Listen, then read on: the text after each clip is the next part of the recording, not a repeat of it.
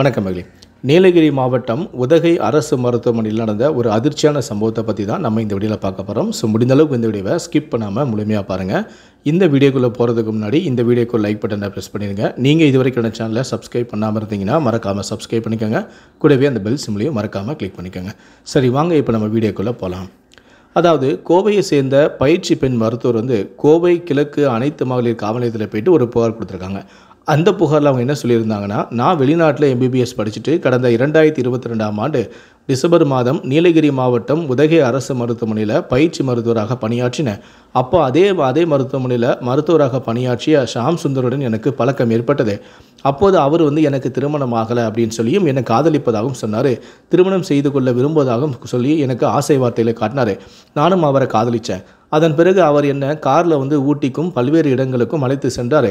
அதே மாதிரி காரிலேயே சில சமயங்களில் நாங்கள் 2 பேரும் நெருக்கமாக இருந்திருக்கோம். கணவராக தானே வரப்போகிறாரு அப்படின்னு சொல்லி நானும் அவருடன் உல்லாசம் அனுபவிக்க அவரை அனுமதித்தேன். பின்னர் அவர் கோவை வரதராஜபுரத்தில் இருக்கக்கூடிய இஎஸ்ஐ மருத்துவமனைக்கு பணிமாறுதல் செஞ்சுட்டு ஆகி போயிட்டார். அதுக்கப்புறம் நானும் என்னுடைய பயிற்சியை முடிச்சுட்டு மறுபடியும் கோவைக்கு வந்தேன். கோவைக்கு நான் வந்த பிறகு மறுபடியும் ஷாம் சுந்தர் என்னை அடிக்கடியாக அவருடைய காரில் வெளியே அழைச்சிட்டு போவார். கடந்த பிப்ரவரி மாதம் 25ஆம் தேதி கோவையில் இருக்கக்கூடிய ஒரு ஹோட்டலில் கணவன் மனைவி அப்படின்னு சொல்லிட்டு பதிவேட்டில் பதிவு செய்து அறை எடுத்து நாங்கள் 2 பேரும் உல்லாசமாக இருந்தோம். அப்போ நான் அவரை எவ்வளோ நாள் தான் நம்ம இப்படியே இருக்கிறது, என்னை நீங்கள் திருமணம் செஞ்சுக்கங்க அப்படின்னு சொல்லிட்டு நான் ஷாம் சுந்தர்கிட்ட கேட்டேன். ஆனால் அதன் பிறகு அவர் என்கிட்ட பேசுகிறதே தவிர்த்து வந்தார்.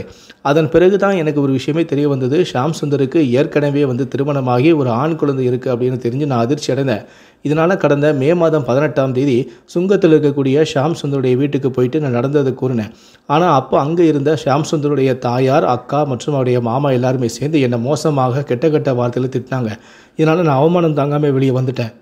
இதனால் திருமணம் ஆகலைன்னு சொல்லி என்னை ஏமாற்றி என்னை அனுபவித்த இஎஸ்ஐ மருத்துவமனையின் மருத்துவரான ஷாம் சுந்தர் மீது நடவடிக்கை எடுக்கணும்னு சொல்லி அந்த பயிற்சி மருத்துவர் புகார் அளிச்சிருக்காங்க.